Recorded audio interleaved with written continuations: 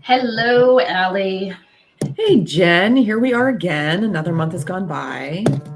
It has. It has. And I have had a number of conversations in the last month with people who have made note that they have watched this, that have made, some kind of comment. Like I had a couple of people comment on our authenticity, which I loved. I was like, that is our goal. We're really That is the goal.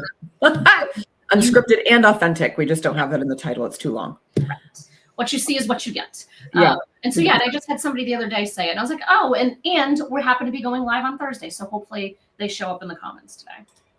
Yeah. Yeah. If you are here in the comments, drop us a little love. We love to talk to each other, but we also love to talk to you. That's kind of the point.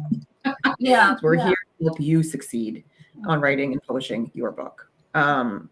So let's dive in. Let's just do it. Let's just go right for the ego this morning. The heart. Which is all what we're talking about today, specifically around choosing a publisher. So why would the ego be involved in this, Jen? Well, I feel like this is, I'll just share a little bit so that way it doesn't take me 35 minutes to explain this one answer. In my experience, if we look at the history of the publishing industry, it has been so guarded, and there's this prestige to it that a publisher in the universe needs to tap you on the shoulder and say, Ally, you are good enough for your story to be told. We want to help you publish this work. And I feel like that's how the publishing industry worked for a really, really long time, until self-publishing really kind of came up on the scene, followed by hybrid publishing and publishing service providers and things like that. So I think in my experience, there's still this perception that going with a publisher that has said that you are worthy enough kind of speaks to the ego in this really seems like a deep way. Like I said, some people have a really big sense of attachment with their ego to how it's published, but then there's also this component of money, the money aspect of, well, if I have to pay to publish, then I'm not worthy enough. So I almost think that the ego and worthiness are kind of two sides of the same coin.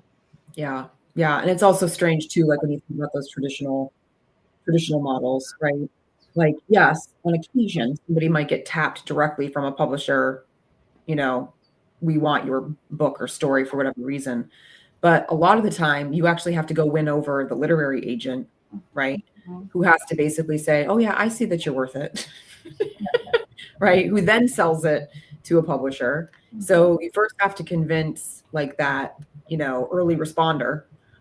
You have to convince them first, right? So there is a lot of I want to say proving oneself, mm-hmm. right? That's involved in traditional.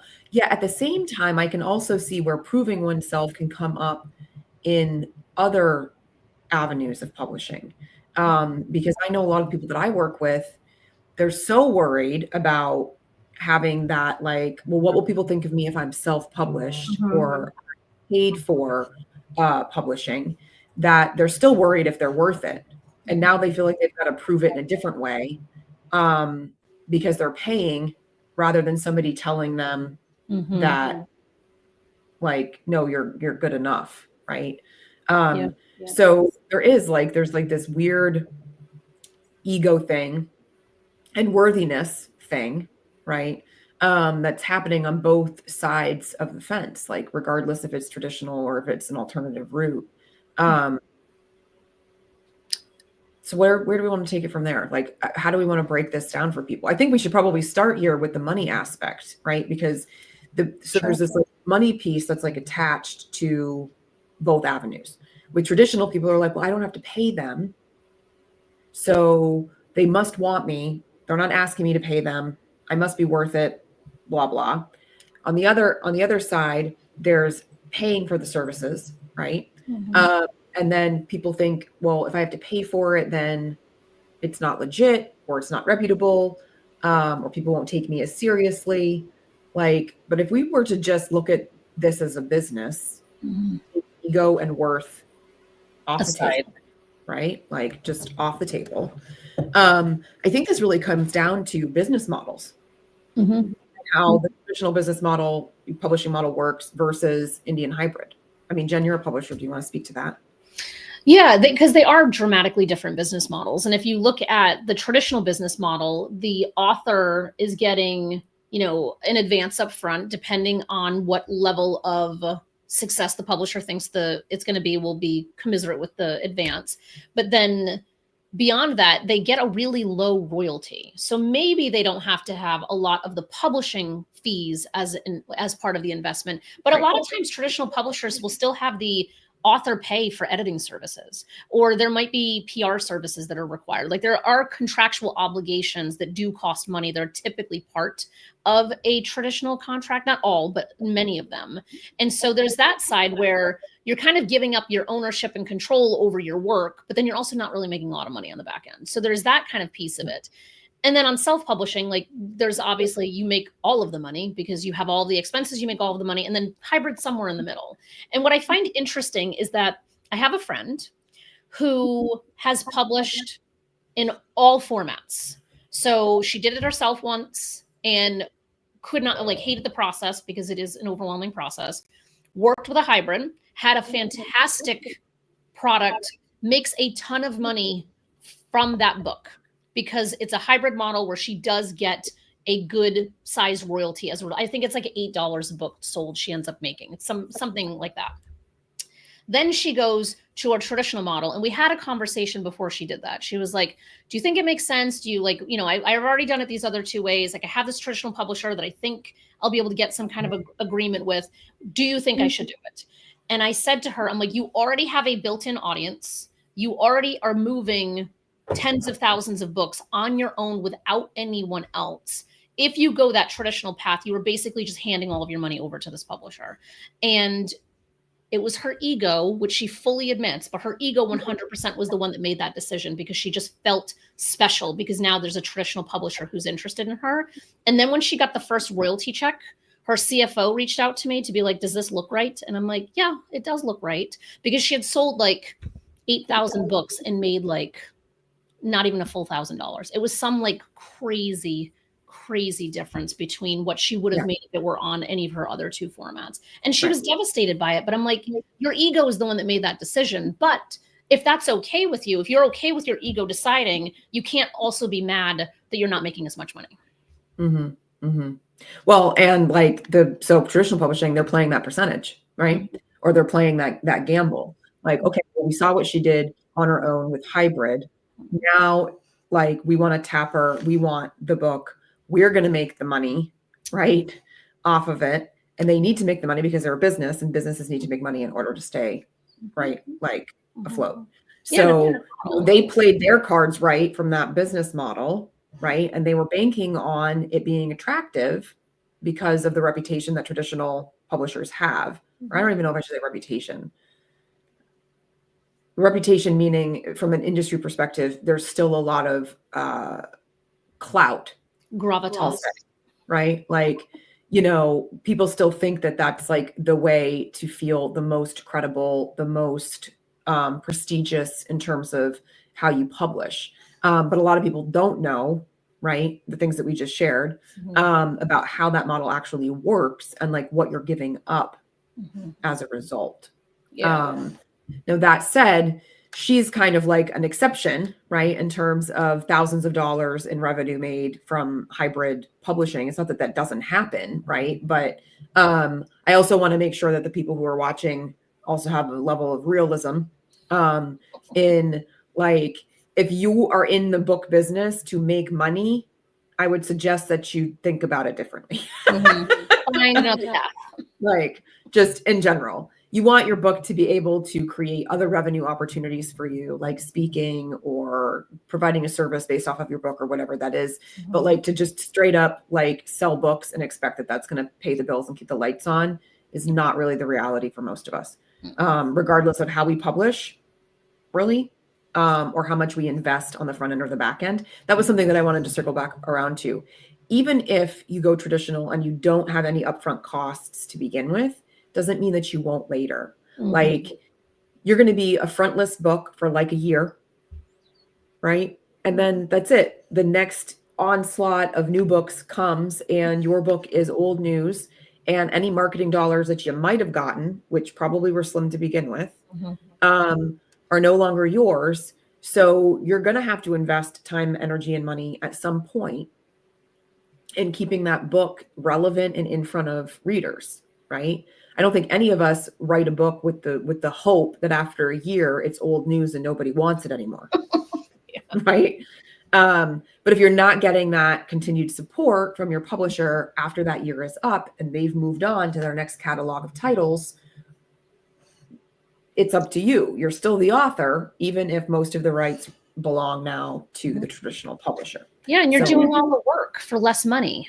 Yeah. Right? Like, I'd much rather be doing all the work and be making $10 a book than doing all the work and maybe making $1 a book, right? Like, that there's a big difference, especially if money is what's driving it, because there is something to be said about making sure you're getting a return on your investment, regardless of what publishing path you go down. But like, if you're going to put time and energy into trying to sell your book, what are the other products and services that you have that are orbiting it that make that return a lot faster? Because, making $8 on a book or $10 on a book, you have to move a big volume to make any real dent in someone's income.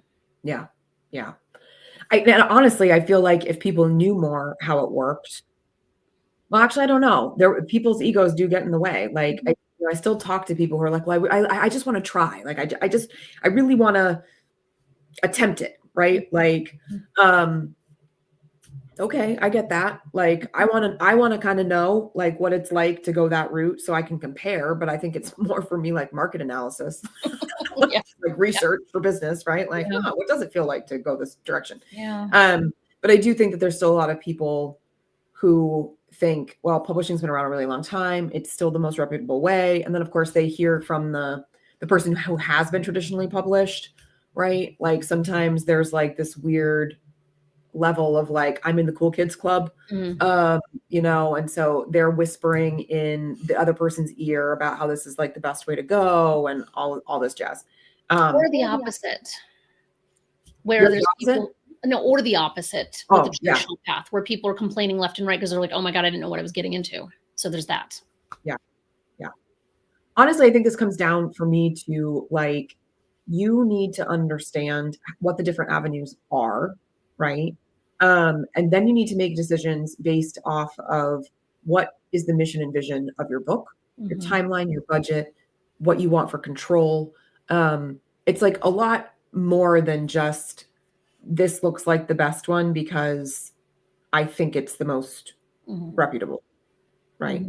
And I think, if I'm not mistaken, we did do an episode last year. Yes. That was on the different publishing avenues. It was called Finding the Right Publishing Pro for You and Your Book. That was in October. I think we put that, we linked that with the show notes. People can go back and watch that and get a little bit more information on the different avenues. But going back to this idea of like payment somehow like demeaning your credibility. We would not side our own houses. No, can't say I would. We probably would not do that, or put on our own roofs, like when it's time. Like, we would pay a contractor who knew what they were doing to come and do that, because we had a vision of our house not having holes in the roof or not having siding rotting, on external, vantage point of the people passing by, right? Nobody gets upset with us or thinks that we're not worth having a new roof or new siding because we paid for it and didn't do it ourselves. Yeah. Yeah. And yet somehow that's the expectation in publishing. And here's what I find interesting, and I'm not in the fiction space. So I feel like fiction publishing and nonfiction publishing feel dramatically different from one another, even though the mechanics of it, the process itself is the same. Just the entirety of what you do with a fiction book versus a nonfiction book are so dramatically different. So part of me feel like there's this occurrence where there's someone who might be writing the story, like a fiction story, this novel that they've had in their mind for the longest time, and then they go to a chat, like a forum of some kind. I almost said a chat room, like we're in 1999. Like that was where my mind just went. Like a forum, right, or like a Facebook group, or wherever they're convening on Reddit, where they're like, I'm trying to publish my book. And then you have all of these opinions that come chiming in that are like, if you have to pay to publish, then they're a scam. So I think there's a piece of this too, and I find that to be much more prevalent in fiction communities where it's a scam if someone's charging you to edit, for example, which don't get me started on that tangent.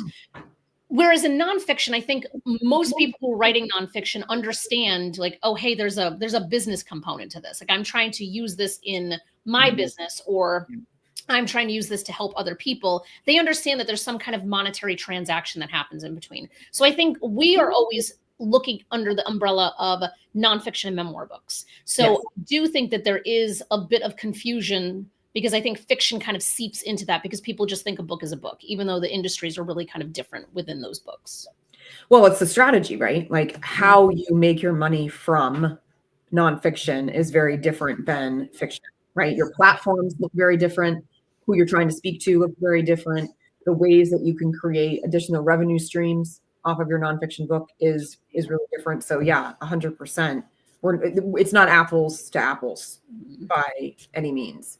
And I think for those like catching this, that's definitely something to consider, right? Is what type of book are you even working on? Is our conversation relevant to you in that way? However, I still think that like ego is not the person who should, or the thing that should be driving the publishing decision at the end of the day, right?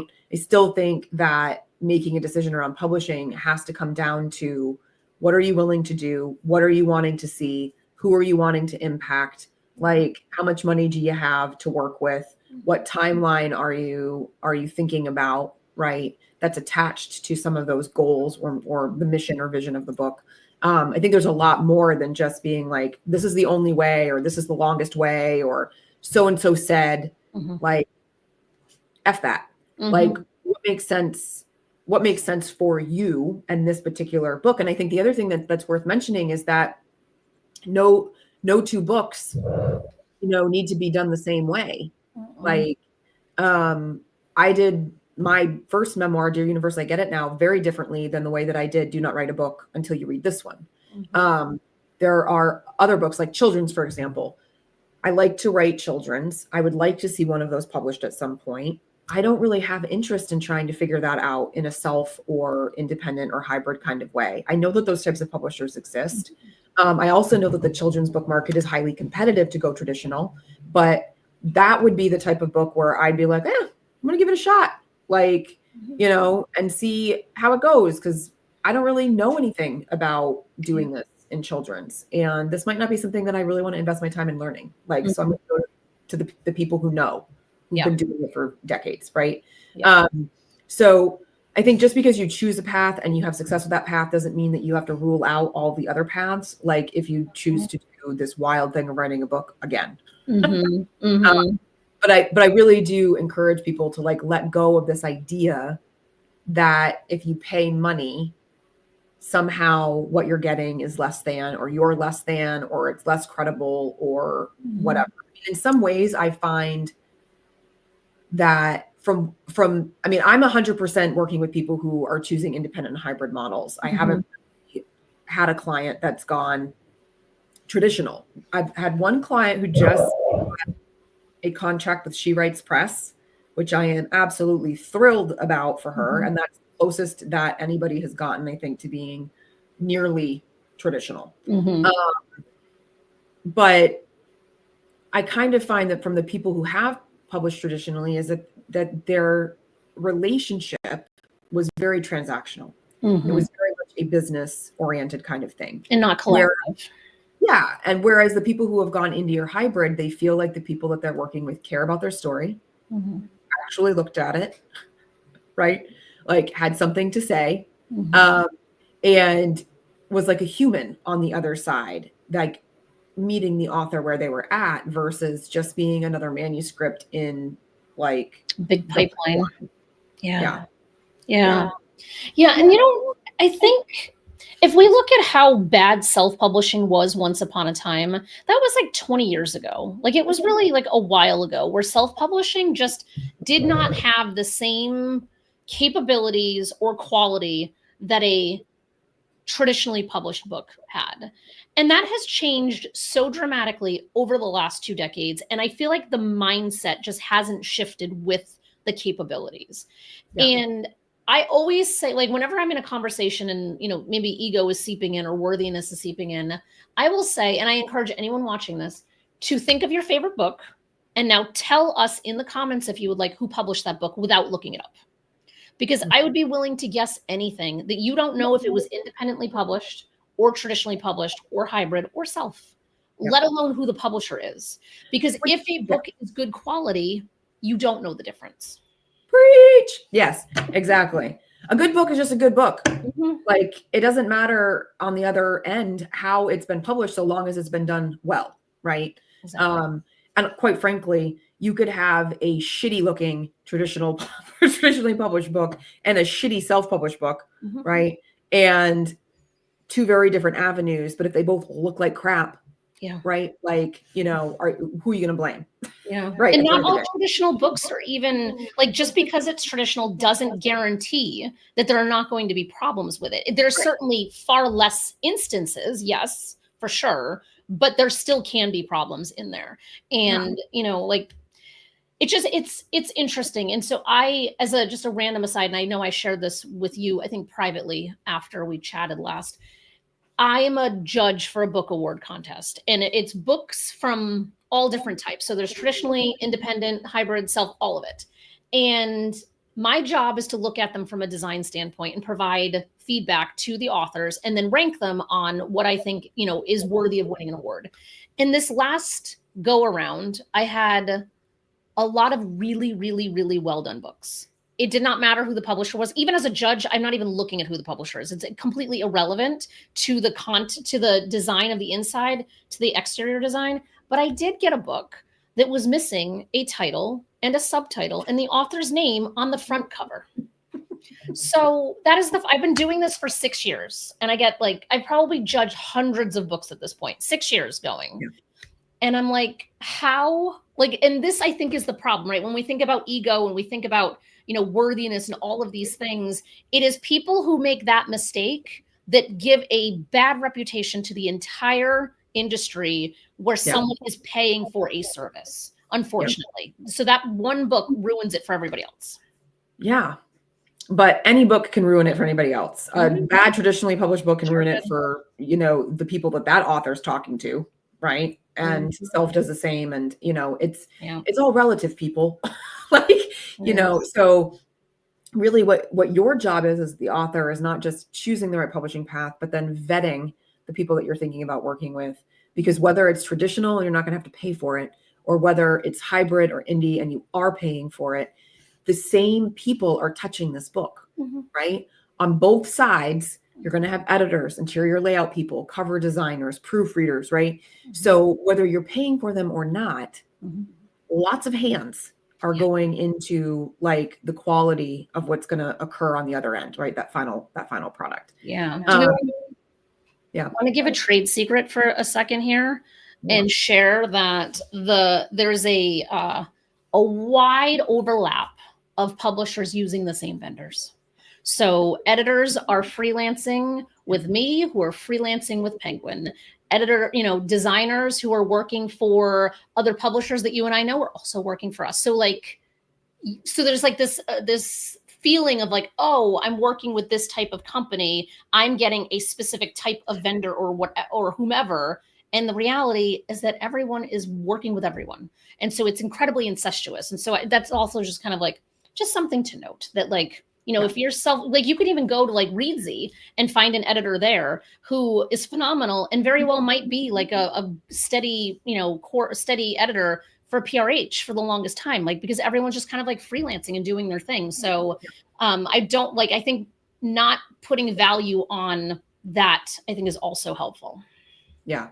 Well, and this also brings up this idea of quality control, right? So one of the things that my authors are often concerned about in these pay to play kind of models are, well, are they gonna look at my manuscript and vet it for quality, or are they just gonna like publish it because I'm paying them, right? And I mean, yeah, there are some presses that like, if you pay me, I'm going to publish it. Like, and I'm in the business of publishing books. I'm not in the business of ranking them or evaluating them, right? But there are a lot who don't want to publish a crappy manuscript and have their name on it, right? They don't want to be responsible for producing something that looks good by cover aesthetic, but is written like crap, right? In terms of the innards. So, you know, it's not like, oh, if you pay for it, there's automatically no quality control. Nobody's looking at it. Nobody's deciding if it's a good manuscript. You know, they're just pushing you through the line, you know, to get it done. So I think that's this other misconception, right? Is like, oh, you're going to pay for this expensive service, which is what it is, right?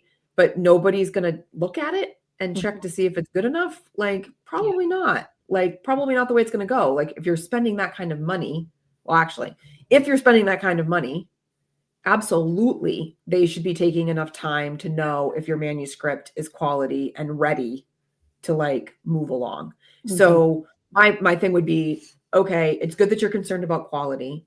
However, don't automatically assume because you're paying for publication that there's no quality control. However, when you're picking publishers, make damn well sure that you understand what that process looks like. Are they going to give it a developmental review or a manuscript assessment when you come in to work with them to ensure that you are ready and that they aren't just pushing you through, you know, the production line to get you, you know, to the other side. Quality is important to everyone. You don't want your name to be on a manuscript that's half-baked. The publisher doesn't want their name to be on the manuscript that's half-baked. And probably editors and cover designers, everybody's got a stake in it at some point because they're putting their work into your book to make it shine on the other side. If somebody doesn't do it the right way, somebody looks bad. Yeah. And I think this is where understanding that vanity presses exist is really important, because so often vanity presses and hybrids are treated as interchangeable, and it's just not the reality. Where a hybrid, at least hybrids who are operating with ethics, are, and I feel like the majority of us are, right? Like I know a lot of hybrids are doing really, really incredible work. And they are doing everything that you just talked about in terms of like reviewing a manuscript for quality and making sure, does this actually align with my company's mission and values? Like, I want to make sure that any author that we're working with, our values are aligned. Like, that's just a given. So if something is out of that alignment, we're gonna send them to somebody else. But vanity presses in particular have zero quality control. They don't care. They will just take whatever comes in and they will push whatever back out. And this is where you have people who, you know, like I had somebody who was absolutely devastated when I talked to them because they had sent in their manuscript and they thought that it was going to be edited. And they didn't read the fine print, because God forbid anyone read the fine print, no matter how often we're always saying, like, read the contract. And they sent it, and the publisher didn't even proofread it. They literally took the manuscript as it was, formatted it, and then put it out on Amazon, but didn't even tell the author that it was going out on Amazon. And so she reached out to say, like, hey, where is it in the process? And they're like, oh, it's already available. And then she looked at it and it was the exact same manuscript that she had provided, because that's the service she paid for. So like, we have to really understand what we're paying for, and then trying to get that offline turned into a whole situation for her. And I feel bad because it's like, if we just slow down to make an informed decision and really understand what it is that we need, we can prevent the vast majority of these problems from happening in the first place. Yep. Yeah. Slowing down is like really, really important. And you need to be paying attention. If you can pay attention enough to your ego, then you can also pay attention enough to your intuition. So, like, if your gut is giving you that something doesn't feel right here, it's probably not. Chances are it's something to be paying attention to and like slow down. I remember I had one woman got on a call with me and she was like, so this whole thing was like wild. She was like, so I'm looking for like two things. One, I'm looking for you to help me title the book. And two, I'm looking for you to write something in the back of the book as an exchange for you getting to promote yourself. And I was like, not how it works. Also, I can't help you title your book if you can't tell me what your book is about. So she was unable to answer that question. What is your book even about? But she was able to tell me that this press was giving her a deadline of some sort to have the whole thing turned over. And I said, okay, well, what's your word count? I don't know. So you've got a contract with the press with a deadline, and you've been promised all these things, but you don't know what the word count requirement is. She's like, I don't remember them ever saying that, but they're guaranteeing a bestseller, they're guaranteeing media spots, they're guaranteeing, whatever. And so eventually I looked up like whatever this press was, and it was like one of those presses that as soon as you look at it, you feel like you've ended up on like the dark net. Like just the vibe was all off, like, a lot of like flashy, like all these promises. I mean, it just looked spam heavy. Mm-hmm. And I mean, there were book covers and images of books, like, and testimonials and things, but I was like, I don't know, like, I'm not trusting this. She can't even talk about the process. She doesn't know what genre she's working in. Like, this like whole thing was just riddled with issues. Mm-hmm. But because she had been promised by this press, the bells and the whistles, the bestseller, the media spot, the news, just like whatever, she was just like leaning all the way in, and then had no understanding of how the industry worked. So when she's like trying to like get me to write something for free so that I can promote my services, and I was just like, but why would I be promoting my services inside your book that you can't tell me about? Like, and be affiliated with this thing. Like, no thanks. Yeah. I don't know what is happening over there, but like I would run for the hills. Like, but she had already signed a contract. Like, whether or not that contract had any of the details of the things that I was asking her, who knows? Sometimes I don't. Yeah. But again, ego driving the decision. And so she ended up, I think, in probably a predatory press of some sort. I have no idea whatever happened to it, that project or the press. But it was like, we have to slow our rolls. When people are starting to dangle all of the things that happen on the other side, I would be leery, because if you're an author coming in and you're starting to work with a publisher, that to me means you're not yet to the other side. There's a lot more shit that needs to happen like first. So like you getting all hung up on bestseller campaigns and media tours and just like whatever is, to me, putting the cart before the horse, and is emphasizing the wrong thing, which to me is like a red flag. Like if that's how they're leading their sales pitch, it's speaking to the ego, right? Like it's speaking directly to the ego, because it's like, oh, look, here's this bestseller. We'll guarantee you bestseller status. Guess what? I can also guarantee bestseller status, but do I know? Because it's not the right emphasis. I talked to a company yesterday, actually, who charges $9,500 for Amazon bestseller status. That's just what they do, $9,500. And I'm like, I also know how to game the system to position things to also get this, coveted status, but it doesn't matter. So it's the ego who's like, I want to be a bestseller. And it's like, does that actually help you? Which is why I always love going for awards, because awards are so much more genuine, because it's like, you really have to have put effort into your book in order for someone to acknowledge it for award, or even a potential award. Yeah. And I think what I see the most is, think about like the amount of effort that it takes to get to that manuscript, even if it's still a shitty first draft, like how much work it takes to get there. I think people make really rushed decisions at the end, which may or may not be in part to ego, but it certainly doesn't help when someone's dangling, like you said, all these carrots that are really not the focus, or should not be the focus. Yeah. But it's because we're so exhausted by the end of that writing that I think that it's like, I just want to get it out into the world, and I want it to be someone else's problem. So I'm just going to sign whatever contract. I'm not going to slow down and say, does this feel right? Is this agreement written favorably toward me? Even taking a step of asking an intellectual property attorney to say, hey, would you mind looking at this agreement to tell me if it is going to be in my best interest or not? And hell, at this point, you can throw it into AI and say, give me a synopsis of this agreement. Is it pro or against me as the author? Like there's so many different ways that if we just slowed down rather than just kind of having that author fatigue, it's kind of driving the bus at the end where we're like, I just want it to be in someone else's hands right now. I think that's where we really start to lose sight of the bigger picture, because like you did spend all that time writing it and now you're going to half-ass it at the end for publishing and no one's going to read it. Like it just seems like such a disconnect almost. Yeah. Yeah. So in terms of like, there's been a lot of cautionary tales in what we've offered here today so far. Definitely slowing down is like our biggest tip, because when we're going too fast, we're not really checking ego to know if ego is driving the bus or if there's something else that's a little bit more discerning that's driving it for us instead. I would definitely say, like, if we're talking about timing, like when to start thinking about publishing or whatever, I would start thinking about publishing in the beginning, like as you're drafting, before you hit fatigue, right?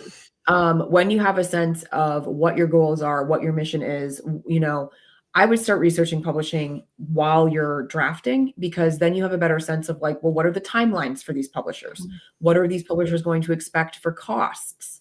What makes them different from one another? Like, give yourself all of the runway to compare and contrast versus get through the whole manuscript development and now feel like, oh, now I need a publisher.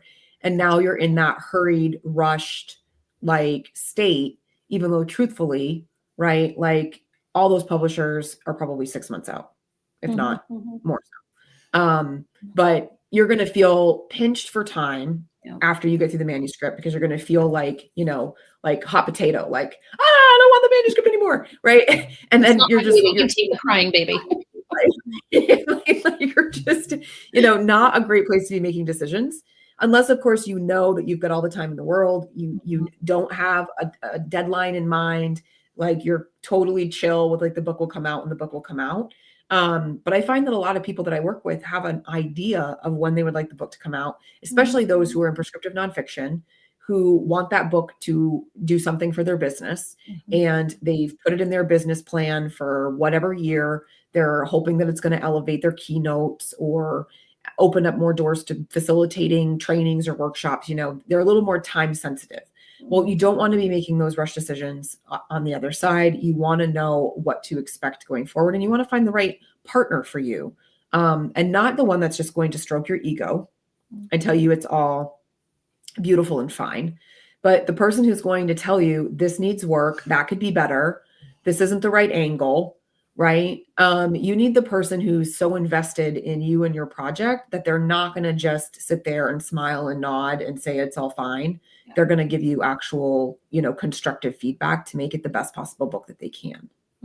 It's a disservice for either of us to blow smoke to an author to say like, oh my God, this is so amazing, because if it's not, it's not. And there's a lot of times where I have to have hard conversations with someone who wants to work with us to say, if we are going to work together, there's a lot of work that has to happen in order for us to get to a place where we can publish this. And that's through developmental editing. Sometimes it's throwing it back to a ghostwriter. Sometimes, there's some deep work that has to be done and I would rather have that conversation.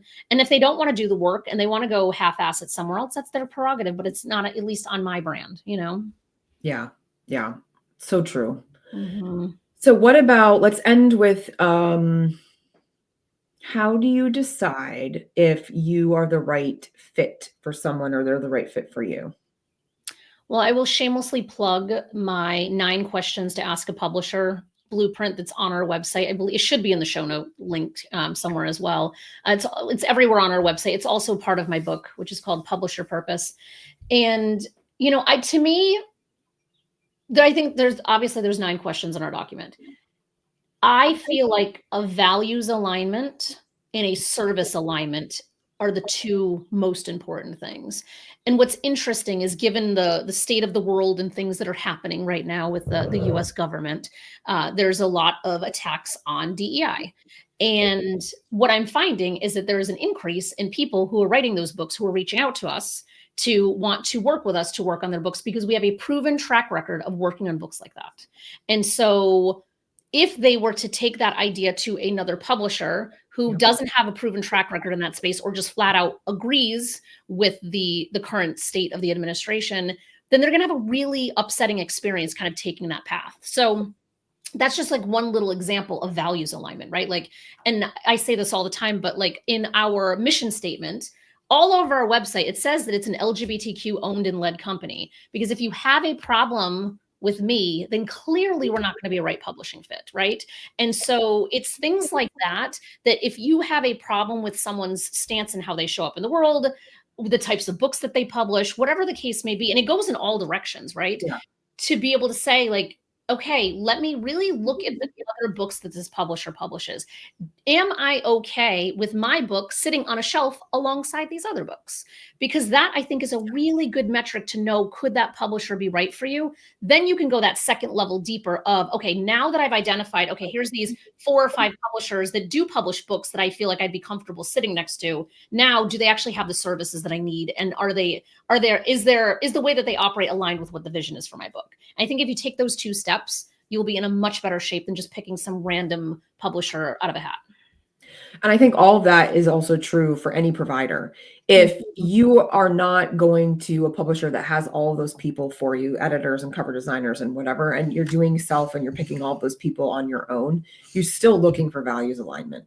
You're still looking for liking the people that you're working with and trusting them and having them be able to see in you and your book the vision that you see. Right. And so certainly for me, like when people come and they're looking to work with a book coach, or they need a developmental editor or a ghostwriter, although I am hanging up my ghostwriter hat, so word to the wise people, I don't want to work with people who don't align with my values, and I wouldn't expect them to want to work with me.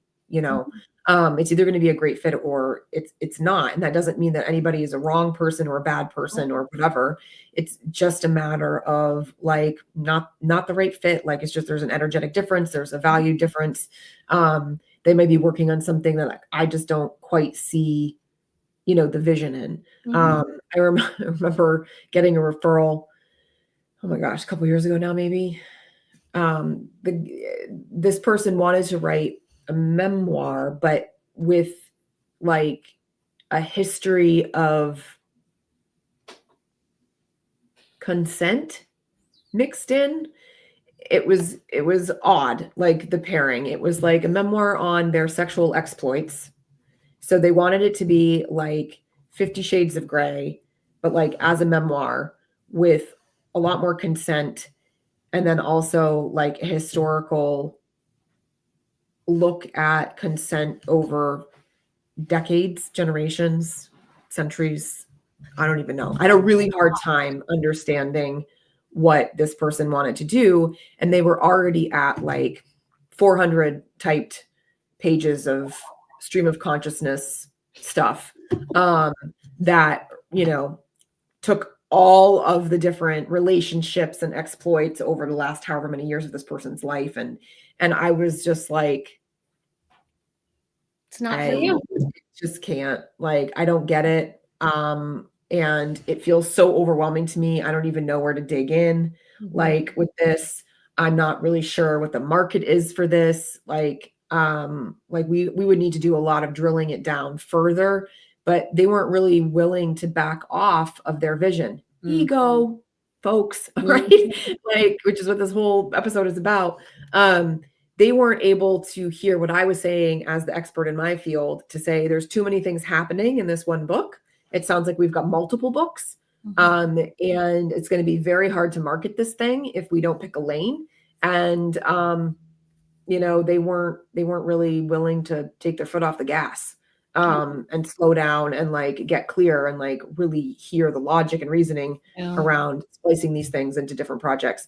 So it didn't work out. Maybe there's somebody out there who is going to totally get what they were putting down.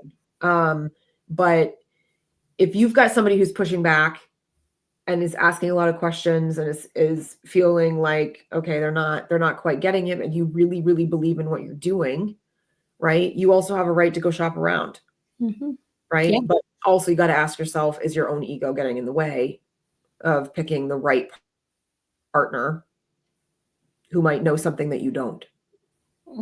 right? Like, so values alignment, yes. Also, right? How much is your ego deciding what alignment looks like? Yeah, that is a really powerful, like, how much ego versus in the alignment, because it's the same with editing, right?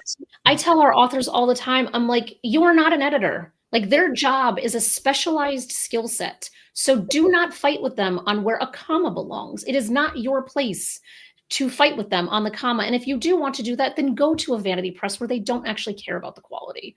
It's They like, don't care about their commas.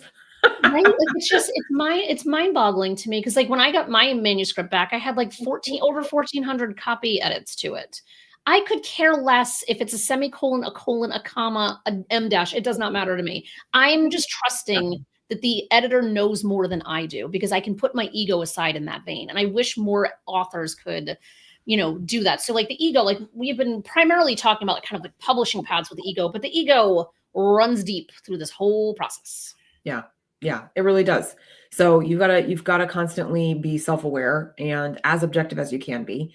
It's difficult to have your ego set aside all the time, because we know that you love your project, that you're passionate about your project, that you've invested time and energy, thought, love, sweat, tears, blood, hopefully not, but like, we get it. Like, we understand why ego is involved, right? You can't completely sideline it and get rid of it altogether, but you do need to be aware of like when it's making decisions that might not serve you or the project itself. Okay. Whew. Ego. Who knew? 50 minutes worth of ego. Jen, what do you have coming up for folks that you want to let them know about? So I have some exciting news that we have expanded our 6-month writing program into a 12-month writing program. And it is now called Advocate to Author. So the focus is on authors who are advocating for something. It does not specifically mean that you're an activist or you're an advocate specifically in some way, but you are advocating on behalf of your topic in some way.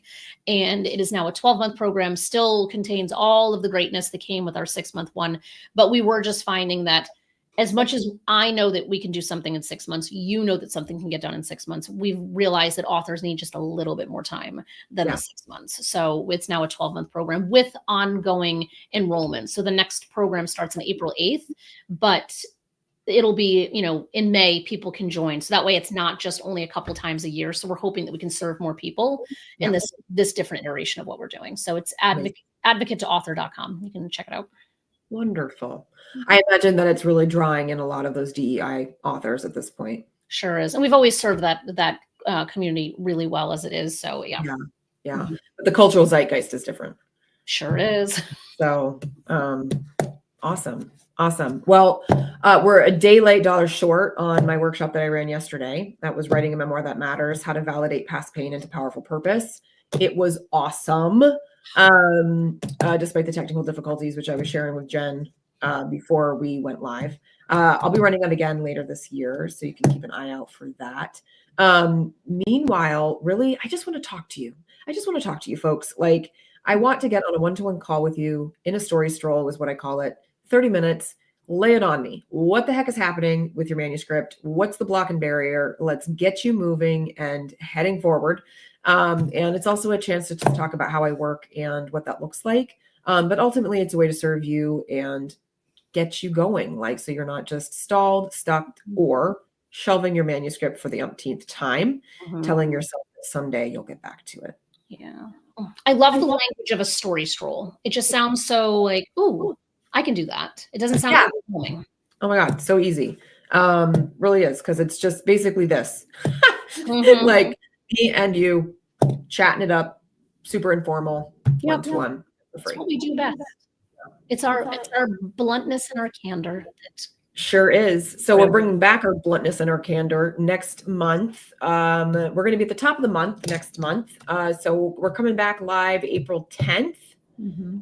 We have a special guest with us next time, and we're focusing on AI and whether or not we are for or against the use of AI in writing and publishing a book.